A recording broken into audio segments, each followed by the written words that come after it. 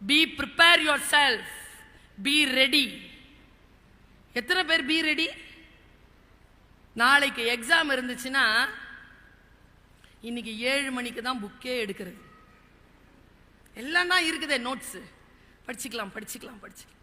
12 மணி வரைக்கும் படிச்சு இன்னும் 4 மணிக்கு எழுந்திருச்சு படிச்சிடலாம்.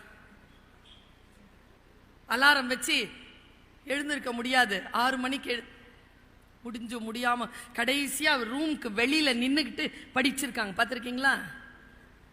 அப்படி படிக்கிறதுல உருப்படியா படிக்காதது தான் கேள்வியாவே வரும். வாழ்க்கை அப்படிதான், உரி அடிக்கிற மாதிரி. கண்ணை கட்டி விடுறது மட்டும் இல்ல, சுத்தி விட்டுரும். அடிக்கவே முடியாது இலக்க. சொல்லுது பாருங்க பைபிள், உண்மையாவே சொல்றேங்க, அது ஒரு சமுத்திரம். சமுத்திரம். நீங்கள் இறங்கி முத்தெடுக்கணும், மீன் பிடிச்சிட்டு போயிடக்கூடாது.